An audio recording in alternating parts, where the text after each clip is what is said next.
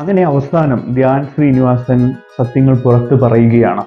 തൻ്റെ ചിത്രമായ വർഷങ്ങൾക്ക് ശേഷം ഒരു സാധാരണ ഹിറ്റിന് മാത്രമേ ഉള്ളൂ എന്നും, എന്നാൽ അതിന് ഹൈപ്പ് കൂട്ടേണ്ട ഒരു സ്ഥിതിവിശേഷമുണ്ടെന്നും, അതിനുവേണ്ടി ഇന്റർവ്യൂവിനോ മറ്റുമൊന്നും വേറെ ആരും വന്നില്ലെന്നും, സ്വാഭാവികമായിട്ടും എനിക്ക് കുറച്ച് കൂട്ടി പറയേണ്ടി വന്നുവെന്നും, അതുകൊണ്ടാണ് താൻ മറ്റു സിനിമകളെക്കാൾ നല്ല പടമാണ് തൻ്റെ എന്നും, തൻ്റെ അടിപൊളി സിനിമയാണെന്നും ഒക്കെ കൂടുതൽ പ്രചരിപ്പിച്ചതെന്നും ഒക്കെ ഒരു പുതിയ ഇന്റർവ്യൂവിൽ ധ്യാൻ പറയുന്നുണ്ട്. ഇൻക്ലൂഡിങ് വർഷങ്ങൾക്ക് ശേഷം ഞാൻ പുഷ് ചെയ്തിട്ടുണ്ട്, ഞാൻ തള്ളി മറിച്ചിട്ടുണ്ട്, ഞാൻ വിഷു തൂക്കി എന്ന് പറഞ്ഞിട്ടുണ്ട്, എല്ലാം ഞാൻ പല സ്ഥലങ്ങളിലായിട്ട് ഇന്റർവ്യൂവിലടക്കം ഞാൻ പുഷ് ചെയ്തിട്ടുണ്ട്. എന്തായാലും ചിത്രം ഇപ്പോൾ 75 കോടിയിൽ എത്തിയിരിക്കുകയാണ്. ധ്യാനെ സംബന്ധിച്ചിടത്തോളം നിരവധി പരാജയ സിനിമകൾക്ക് ശേഷമാണ് ഒരു സിനിമ വിജയമായിട്ട് വരുന്നത്. സ്വാഭാവികമായിട്ടും തൻ്റെ ഫാമിലിയുമായി ബന്ധപ്പെട്ടുള്ള ഒരു സിനിമ കൂടിയാണ് അത്. അതിൻ്റെ കൂടി കൂട്ടുകാരും ഫാമിലിയും ഒക്കെ വരുന്നത് കൊണ്ട് തന്നെ ധ്യാനിനെ സംബന്ധിച്ചിടത്തോളം ഈ സിനിമ വിജയിപ്പിക്കേണ്ടതൊരു ആവശ്യ ഘടകമാണ്. അതിനുവേണ്ടി വണ്ണം കുറയ്ക്കുകയൊക്കെ ചെയ്തിരുന്ന ധ്യാനിനെ സംബന്ധിച്ചിടത്തോളം ഈ ഒരു കാര്യം വളരെ പ്രധാനപ്പെട്ടതായിരുന്നു. അതുകൊണ്ട് തന്നെ ആ സിനിമയ്ക്ക് വേണ്ടി കുറച്ച് കാര്യങ്ങൾ ഇല്ലാത്തത്, സാധാരണ സിനിമകളൊക്കെ മോശമാണെങ്കിൽ മോശമാണെന്നുള്ള രീതിയിൽ, നല്ലതാണെങ്കിൽ നല്ലതെന്നും പറയാറുള്ള ധ്യാൻ കുറച്ച് കൂട്ടി പറഞ്ഞിരുന്നു. കാരണം സിനിമ ഫസ്റ്റത്തെ ആഴ്ച ആ ഹൈപ്പോട് കൂടി കുറേ പേര് കാണാൻ വരും. അപ്പൊ ആ രീതിയിൽ കാണാൻ വന്നതോടുകൂടി സിനിമയ്ക്ക് നല്ല കളക്ഷൻ ഫസ്റ്റ് ഡേ ഒക്കെ കിട്ടിയിരുന്നു. പക്ഷെ പിന്നീട് ആവേശം എന്ന് പറയുന്ന സിനിമ ആവേശത്തോടെ തന്നെ ജനങ്ങൾ ഏറ്റെടുത്തതോടുകൂടി സ്വാഭാവികമായിട്ടും കാര്യങ്ങളൊക്കെ മാറി മറഞ്ഞു എന്ന് തന്നെ പറയാം. അപ്പോൾ പിന്നീട് ആവേശത്തിന്റെ അത്യുജ്വലമായ മുന്നോട്ട് പോക്കായിരുന്നു. 100 കോടി കളക്ട് ചെയ്തു. ഫഹദ് ഫാസിലിന്റെ ആദ്യത്തെ 100 കോടി സിനിമയാണ്.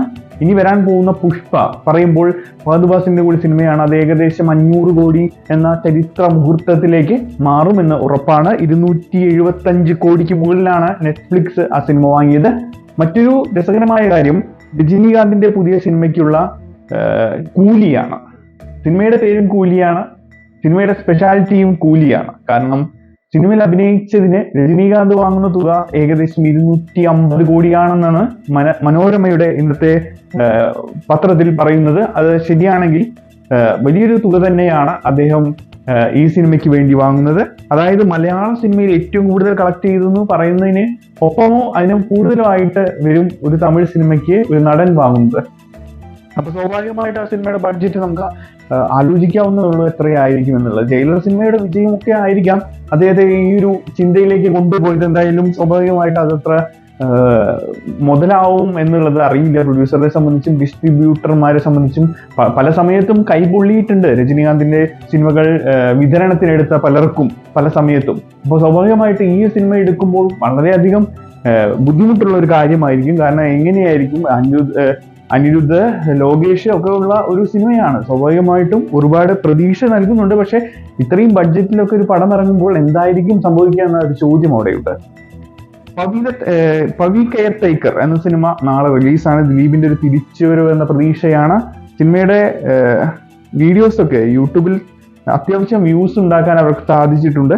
അപ്പൊ സ്വാഭാവികമായിട്ടും ജനപ്രിയ നായകൻ എന്ന പേരോടുകൂടി ദിലീപിനെ വീണ്ടും തിരിച്ചു വരാൻ പറ്റുന്നൊരു രീതിയിലുള്ള സിനിമയാവും എന്ന പ്രതീക്ഷയാണ്. തമാശയും മറ്റുമൊക്കെയായി കുടുംബ പ്രേക്ഷകരെ വീണ്ടും തിരിച്ചു കൊണ്ടുവരാൻ, അദ്ദേഹവുമായി ബന്ധപ്പെട്ട പ്രശ്നങ്ങളും പ്രതിസന്ധികളെയും ഒക്കെ എങ്ങനെ വേദനിപ്പിച്ചു എന്ന് അദ്ദേഹം അവസാനമായി ഉണ്ടായ ഒരു സ്റ്റേജ് പ്രോഗ്രാമിൽ പറയുകയുണ്ടായി. താൻ പുറത്ത് ചിരിപ്പിക്കുകയാണെങ്കിലും ഉള്ളിൽ കരയുകയായിരുന്നു എന്നൊക്കെ അദ്ദേഹം വ്യക്തമായി പറഞ്ഞിരുന്നു.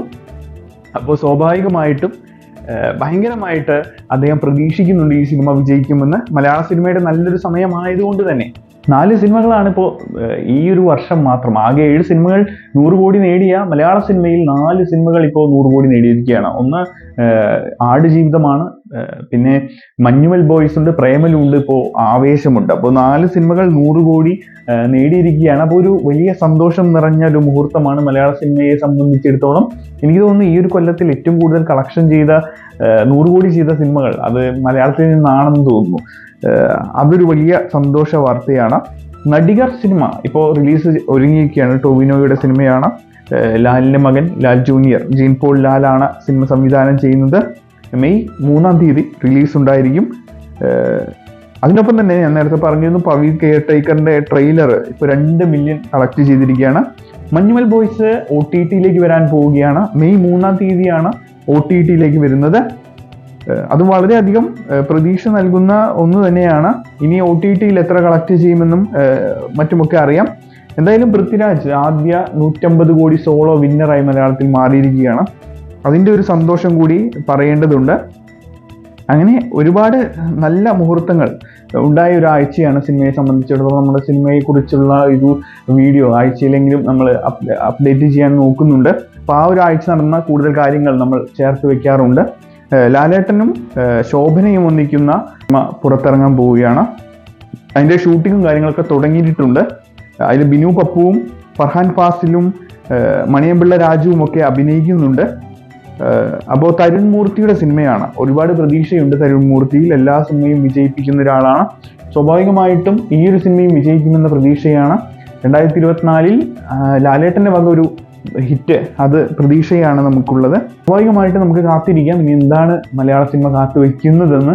2024-ൽ ഇനിയും എത്ര 100 കോടി കടക്കുമെന്ന് നോക്കിയിരിക്കാം, കാത്തിരിക്കാം.